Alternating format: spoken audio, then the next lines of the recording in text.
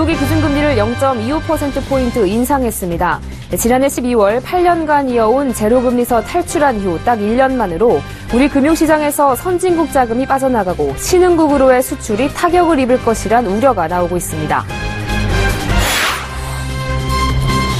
한국은행은 오늘 기준금리를 현 수준인 1.25%로 6개월째 동결했습니다.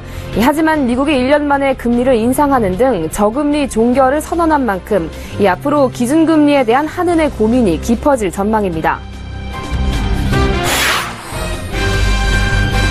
이번 미국의 금리 인상을 계기로 글로벌 금융시장에 오랜 저금리 시대가 저물고 긴축의 시대가 도래할 것이란 전망이 나오고 있습니다. 전문가들은 미국 금리에 연동되는 펀드나 주식 혹은 달러 투자 상품에 관심을 가지라고 조언합니다. 긴축의 시대 재테크는 어떻게 하면 좋을지 잠시 후 투데이 포커스에서 알아봅니다. LG전자가 프리미엄 가전제품 LG 시그니처로 중국 프리미엄 가전 시장에 출사표를 던졌습니다.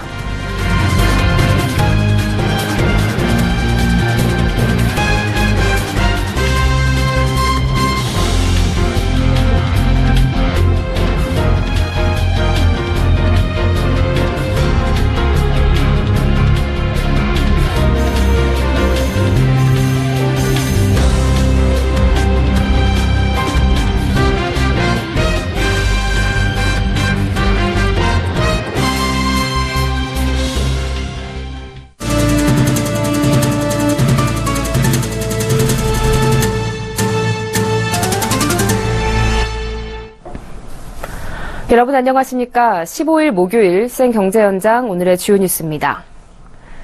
미국 연방준비제도 이사회가 우리 시간으로 오늘 새벽 기준금리를 인상했습니다. 2008년 세계 금융위기 이후 제로금리를 유지하다가 지난해 12월 0.25%포인트 인상한 이후 딱 1년 만인데요. 우리 경제에 또 하나의 외부 충격이 가해졌습니다. 앵커 리포트입니다.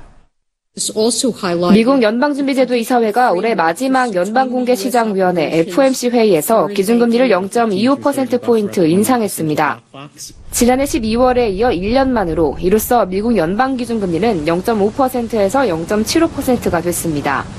FOMC 회의가 끝난 후 열린 기자회견에서 제닛 옐런 연준 의장은 이번 금리 인상은 미국 경제 진전에 대한 자신감이라고 밝혔습니다. 미국의 기준금리 인상은 우리 경제에도 만만치 않은 영향을 줄 것으로 보입니다. 우리 금융시장에서 미국 등 선진국 자금이 급격히 유출될 가능성이 있습니다. 대외경제정책연구원 분석에 따르면 미국 1년 국채금리가 0.25%포인트 오르면 한국의 외국인 주식 투자 자금은 석 달 후 3조 원가량 빠져나갑니다. 반면 지난해와 같은 급격한 자본 유출은 일어나지 않을 것이라는 분석도 있습니다. 지난해는 미국이 8년 만에 금리를 올린 만큼 충격이 컸고 대외 악재도 많았지만 올해는 그렇지 않다는 이유에서입니다. 사실 이번 인상은 예견됐던 만큼 앞으로 연준의 금리 인상 속도가 관건입니다. 시장에서는 미국의 내년 금리 인상 속도가 애초 예상보다 빠를 것으로 보고 있습니다. 세계 경제가 저성장 기조를 벗어나지 못하는 가운데 미국 금리가 오르면 글로벌 금융위기 이후 급격히 외채를 늘려온 신흥국은 디폴트 위기까지 직면할 수 있습니다. 신흥국 경기가 타격을 받으면 수출의 절반 이상을 신흥국에 의존하고 있는 우리 수출도 타격을 피하기 어려울 것이라는 우려가 나오고 있습니다. 서울경제TV 정한입니다. 한국은행은 오늘 금융통화위원회를 개최해 기준금리를 현 수준인 1.25%로 동결했습니다.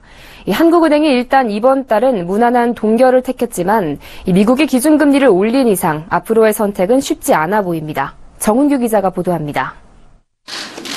한국은행이 지난 6월 깜짝 인하를 발표한 이후 6개월째 기준금리를 동결했습니다.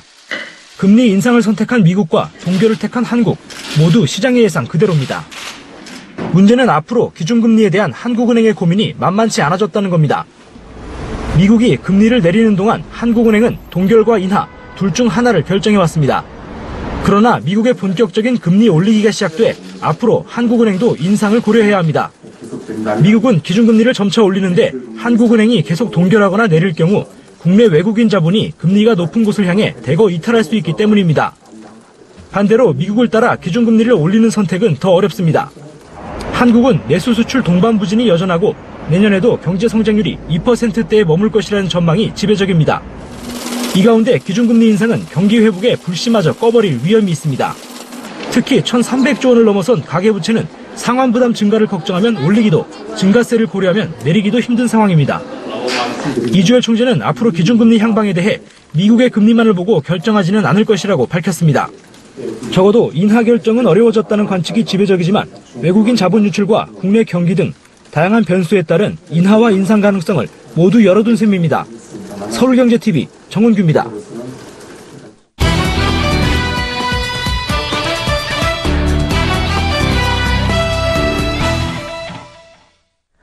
네, 미국이 1년 만에 기준금리를 올렸는데요. 이 앞으로 추가 금리 인상 속도가 예상보다 더 빨라질 것으로 전망되면서 글로벌 중앙은행들도 돈줄 죄기가 시작될 것으로 보입니다. 한국은행은 오늘 기준금리를 또 동결했는데요. 이 긴축의 시대 재테크는 어떻게 하면 좋을지 알아보겠습니다. 금융증권부 양한나 기자 나와 있습니다. 안녕하십니까? 네, 안녕하세요. 자, 우선 미국이 기준금리를 인상했는데요. 오늘 한국은행은 금리를 동결했지만 이렇게 되면 한국은행도 금리 인상 압박을 받을 수밖에 없겠죠. 네, 이틀간 진행된 미국 연방준비제도 이사회에서 기준금리가 0.5%에서 0.75%로 올리기로 결정을 했습니다. 최근 고용시장 개선과 물가 상승 전망, 소비심리 개선, 도널드 트럼프의 대통령 당선 등에 따른 경제성장 기대감 등이 두루 반영된 결과로 보입니다. 한국은행은 오늘 미국의 금리 인상과 가계부채 급증세 등을 감안해 기준금리를 현 수준인 연 1.25%로 또 동결했습니다. 미국 연준 의원들이 내년에 금리를 3차례 더 인상할 것을 시사하면서 한국은행도 앞으로 금리 인상에 압박을 받을 것으로 예상되고 있습니다. 네, 그렇다면 가장 먼저 이 은행에서 대출을 받는 사람들의 고민이 커질 것 같은데요. 네. 금리가 오를 것을 감안해서 고정금리로 갈아타야 할까요? 네. 최근 1, 2년간 국내 금리가 계속 떨어지면서 변동금리에 대한 수요가 높았는데요. 미국의 금리 인상으로 국내 금리도 또 앞으로 오를 것으로 예상이 되면서 고정금리로 갈아타야 할까 고민하시는 분들 많으실 것 같은데요. 전문가들은 대부분 당장 그럴 필요는 없다는 의견을 내놨습니다. 1,300조 원이 넘는 가계부채 탓에 한국은행이 섣불리 금리 인상을 단행할 가능성이 낮기 때문에 당분간은 변동금리 대출을 유지하는 게 유리하다는 겁니다. 다만 앞으로 금리가 많이 오른다 싶으면 그때 고정금리 대출을 받는 게 좋다는 의견을 전했습니다. 따라서 1, 2년짜리 대출을 받을 때는 변동금리를, 3년 이상은 고정금리를 받는 게 좋다는 조언도 나옵니다. 네, 그럼 이런 식의 재테크는 어떻게 해야 할까요?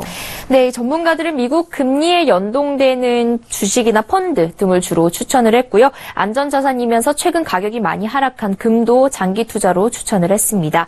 미국이 금리를 올리면서 달러 강세가 이어질 것이라는 전망에 미국 달러와 미국 주식, 달러 주가 연계 펀드 등 달러 표시 투자 상품에 더 많은 관심을 가져야 한다는 건데요. 이 수익률에 더해 환차익까지 기대할 수 있기 때문입니다. 또 채권 시장은 위축되는 분위기이기 때문에 채권보다는 주식 투자를 추천했습니다. 특히 금리 인상에 따른 직접 수혜가 예상되는 투자처로는 미국 저신용 등급 기업 대출에 간접 투자하는 상품인 뱅크론 펀드와 환차익을 기대할 수 있는 달러화 표시 채권 펀드 등을 제시했고요. 미국 경제 지표가 개선됨에 따라 미국 중소형주 펀드도 유망하다고 전했습니다. 네, 미국 주식과 펀드를 추천해 주셨는데요. 이 부동산 쪽은 전망이 어떻습니까? 네, 이 미국 금리 인상에 따라 어느 정도 시차를 두고 한국도 금리를 올릴 것이다라는 예상을 하고 있지만 또 부동산 업계 역시 국내 금리가 당장 오를 것으로는 보고 있지는 않습니다. 이런 면에서 월세를 받는 오피스텔 등 중소형 수익형 부동산에 관심을 가져보는 것도 좋겠다는 의견이 나옵니다. 여기에 임대소득에 대한 과세가 2019년으로 유예된 점도 수익형 부동산 투자에 호재로 작용하고 있습니다. 전문가들은 신규 분양시장의 경우에는 재건축 등 정비 사업을 눈여겨볼 필요가 있다고 조언하고 있는데요. 내년에는 개포, 둔촌, 고덕 등 강남권의 재건축 물량이 쏟아져 나올 예정입니다. 역세권 입지에 있는 재건축 일반 분양 물량은 일반적으로 안정적인 투자처로 꼽히고 있기 때문에 관심을 가질 필요가 있겠습니다. 네, 미국의 금리 인상을 시작으로 저금리 시대가 저물 것이라는 전망이 나오고 있는데요. 긴축 시대 재테크 전략 어떻게 가져가면 좋을지 알아봤습니다. 지금까지 금융증권부 양한나 기자와 함께했습니다. 오늘 말씀 잘 들었습니다.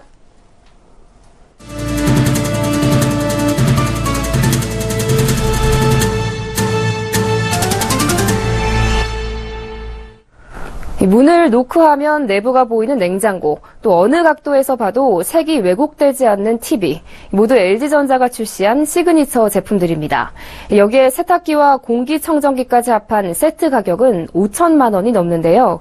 이 LG전자가 이 같은 고가의 시그니처 제품들을 앞세워 중국 프리미엄 가전 시장에 출사표를 던졌습니다. 보도에 정창신 기자입니다.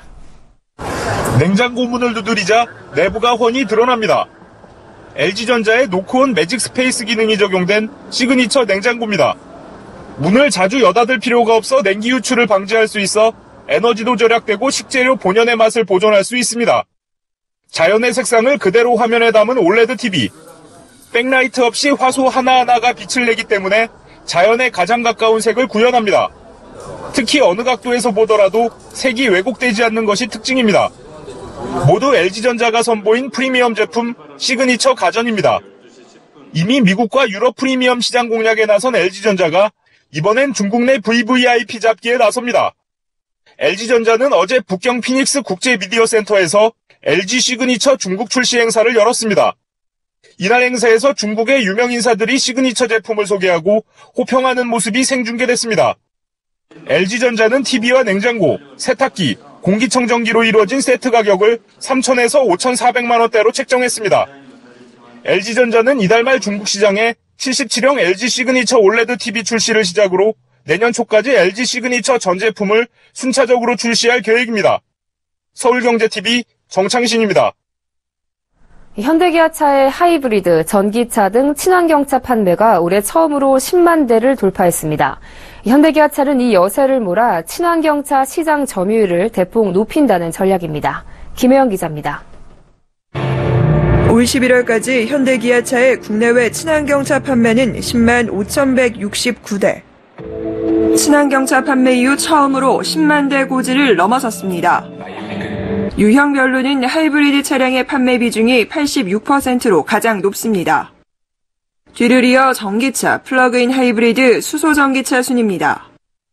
전기차는 2014년 소울에 이어 올해 아이오닉이 추가돼 2014년 3%에서 11.7%로 높아졌습니다. 플러그인 하이브리드 비중도 점차 확대되는 모습입니다. 특히 올해 출시한 아이오닉 하이브리드는 최근 미국에서 연비 1위에 올라 판매 확대가 기대됩니다. 현대기아차는 미래 자동차 시장을 선도할 성장 동력으로 친환경차를 꼽고 있습니다. 현대기아차는 미래 자동차 시장을 선도하기 위한 경쟁력 중 하나로 친환경차 사업을 강화하고 있습니다. 다양한 가능성이 존재하는 친환경차 시장에서 경쟁력을 확보하기 위해 하이브리드차에서부터 전기차, 수소전기차까지 모든 형태의 친환경차의 개발을 동시에 진행해 나가고 있습니다. 현대기아차는 내년 아이오닉 전기차 판매를 본격화하고 2018년에는 한 번 충전으로 320km를 달릴 수 있는 전기차 SUV를 선보여 친환경차 시장 공략에 속도를 낼 계획입니다. 서울경제TV 김혜영입니다. P2P 금융 가이드라인 적용과 관련 법안 통과가 내년 초에 이뤄질 것으로 예상되는데요. P2P 협회는 미리 당국과 고객의 신뢰를 쌓아 규제가 본격적으로 적용되기 전에 조금이라도 완화될 수 있도록 노력하고 있습니다. 최근에는 연체율과 손실률 기준을 통일해 홈페이지에 평균값을 공시하기도 했는데요. 김성훈 기자가 보도합니다. 개인들로부터 투자받아 대출해주는 P2P 금융기업의 평균 연체율과 손실률이 처음으로 공시됐습니다. 한국 P2P 금융협회 홈페이지에 공개된 협회 회원사들의 평균 연체율은 0.35%, 손실률은 0.22%입니다. 협회는 기존에 서로 달랐던 27개 회원사의 대출 연체율과 손실률 기준을 통일해 평균값은 물론 개별 회원사의 연체율과 손실률까지 모두 공시했습니다. 협회가 마련한 연체율 기준은 상환일로부터 30일 이상 90일 미만까지 상환이 지연된 경우이며 손실률 기준은 상환일로부터 90일 이상 장기 연체된 대출입니다. 협회가 이처럼 금융사에 민감할 수 있는 연체율과 손실률 정보를 기준까지 통일해 공시한 것은 내년 2월 통과를 목표로 민병두 의원실에서 준비하고 있는 P2P법 때문입니다. 이 법을 앞두고 꾸준히 신뢰를 쌓아 영업에 어려움을 줄 수 있는 규제들이 완화될 수 있도록 하기 위해서입니다. 협회는 내년 3월께 본격 적용을 앞둔 P2P 금융 가이드라인에도 대비하고 있습니다. 현재 P2P 가이드라인에는 개인 투자 한도 1,000만 원 제한, 유관금융사 P2P 투자 제한 등 영업에 큰 장애가 될 수 있는 규제들이 포함되어 있습니다. 협회는 회원사가 통일된 기준으로 공시하지 않을 경우 해당 업체를 제명하도록 정관에 명시했습니다. 이 밖에도 협회 정관에는 회원사들이 신용정보회사의 대출 내역을 공유해야 하고 1년에 한 번 협회 사무국에서 회계법인을 통해 실사를 진행하도록 되어 있습니다. 투자자 보호를 강화하기 위해 회원사가 도산했을 때 채권을 협회 차원에서 관리하는 방안도 논의 중입니다. 서울경제TV 김성훈입니다. 11번가를 운영하는 SK플래닛이 친환경 프리미엄 식품 판매 회사인 헬로네이처를 인수합니다. 모바일이나 인터넷으로 농축수산물 등 신선식품을 구입하는 수요를 겨냥한 건데요. SK플래닛은 11번가와 OK캐시백 등을 연계해 신선식품 사업을 한층 강화한다는 전략입니다. 박미라 기자가 보도합니다. 생산 농가를 모아놓은 직거래 사이트 헬로네이처의 식품 카테고리. 제철 농산물인 고구마에서 각종 과일, 참기름까지 해당 상품을 누르면 생산자가 누군지, 어떤 환경에서 어떻게 재배되는지 확인할 수 있습니다. SK플래닛은 친환경 제품을 온라인을 통해 판매하고 있는 헬로네이처의 지분 100%를 인수합니다. 신선식품 사업 강화를 위한 승부수입니다. 헬로네이처는 2012년 박병열 대표가 창업한 벤처기업으로 신선식품 배송 서비스를 시작한 지 4년 만에 가입자가 20만 명을 넘어섰습니다. 올해 매출은 지난해보다 4배 가까이 증가할 것이라고 SK플래닛은 설명했습니다. 채소, 과일, 정육 등 1000곳의 현지 생산자 네트워크를 구축해 저렴한 가격에 공급하는 게 특징입니다. 이번 헬로네이처 인수를 계기로 SK플래닛은 11번가와 OK캐시백, 실업 등을 연계해 신선식품 사업을 더욱 강화할 방침입니다. 오픈마켓을 뛰어넘는 플랫폼 확장을 추구하고 고객이 만족하는 커머스 경험을 제공해 혁신적 유통사업자로 자리매김할 계획입니다. SK플래닛은 헬로네이처 인수를 통해 신선식품 서비스에 대한 시너지를 창출한다는 보관입니다. 서울경제TV 박미라입니다. 현 정권이 양승태 대법원장 등 사법부 간부들을 전방위적으로 사찰했다는 의혹을 조한규 전 세계일보 사장이 폭로했습니다. 2014년 정윤회 문건으로 대변되는 비선실세 논란을 보도할 당시 세계일보 사장을 지낸 조 씨는 이날 국회 최순실 게이트 국정조사 특위 청문회에 출석했습니다. 그는 보도되지 않은 8개의 파일이 굉장히 폭발력 있다고 들었는데 헌정 질서를 파괴한 게 확실하다고 생각되는 내용을 하나 알려달라는 새누리당 이해운 의원의 질문에 양승태 대법원장의 일상생활을 사찰한 내용이라고 답변했습니다. 조 씨는 삼권 분립과 헌정 질서 유린이며 명백한 국기 문란이라며 양 대법원장의 대단한 비위 사실이 아니라 등산 등 일과 생활을 낱낱이 사찰해서 청와대에 보고한 문건이 보도 안 된 것이라고 밝혔습니다. 조 씨는 자신의 사장 경질 배경과 관련해 한학자 통일교 세계평화 여성연합 총재의 비서실장이 청와대에서 전화가 와서 불가피하게 해임한다는 사실을 통보했다며 외압설을 제기했습니다. 연말까지 분양가가 저렴한 공공분양이 2,100여 가구 예정돼 있습니다. 국가 또는 지방자치단체 등의 재정이나 기금의 지원을 받는 공공분양 아파트는 저렴한 분양가가 장점입니다. 부동산 114에 따르면 연내 전국에서 공급 예정인 아파트 단지 16,623가구 중 공공분양단지는 2,194가구로 집계됐습니다. 충남 논산 내동지구, 송파 오금지구, 세종 2-1 생활권 등 3곳에서 공공분양 아파트가 공급될 예정입니다. 삼성 디스플레이가 플렉서블 OLED 부문에서 3분기에 처음으로 분기 매출 10억 달러를 돌파했습니다. 전년 동기 대비 68.7% 증가했으며 2년 전보다 무려 200배 이상 늘어났습니다. 업계에 따르면 올해 3분기 중소형 디스플레이 시장에서 삼성 디스플레이는 36억 6,800만 달러의 매출로 1위 자리를 지켰습니다. 지난 1분기 매출 점유율 30.7%를 기록한 뒤 줄곧 30%대를 유지하며 1위 자리를 놓치지 않고 있는 것입니다.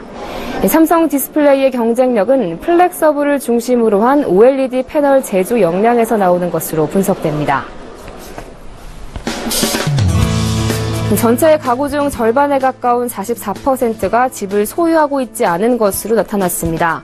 주택을 소유한 4가구 중 1가구는 집을 2채 이상 보유하고 있었으며 51채 이상 소유한 가구도 3,000가구나 됐습니다.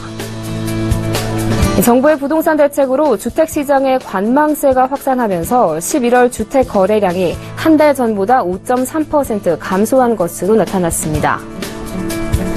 모 기자가 최태원 SK그룹 회장에게 내연녀를 소개했다는 악성 댓글을 단 60대 여성이 징역형을 선고받았습니다. 미국의 포털 야후에서 이용자 10억여 명의 개인정보가 유출되는 사상 최대 규모의 해킹 피해가 발생했습니다. 이에 따라 야후 코리아가 문을 닫던 2012년 당시 미국 야후로 계정을 이전한 한국인들의 피해가 우려되고 있습니다.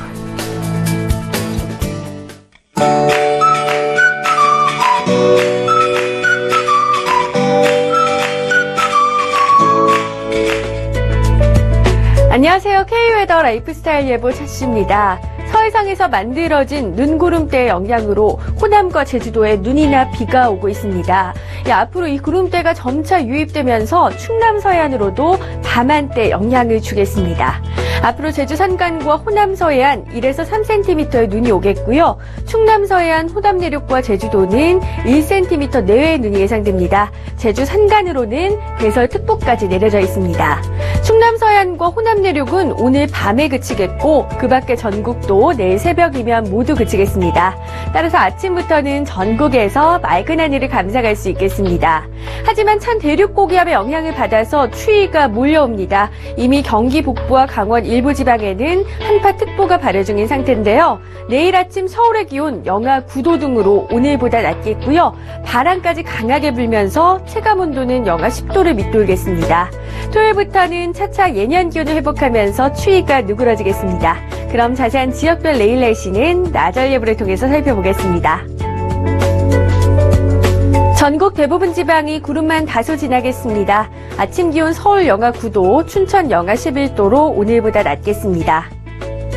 동해안 지방의 아침 기온도 속초 영하 6도, 강릉 영하 7도로 오늘보다 낮겠습니다. 남부지방은 아침에 전주, 대구 영하 5도가 예상되고 한낮에도 5도 안팎까지밖에 오르지 못하겠습니다. 전해상에 눈이나 비 소식이 있는 가운데 파고도 최고 4m까지 거세게 일겠습니다. 다음 주 월요일에는 전국에 비 소식이 나와 있습니다. 날씨였습니다.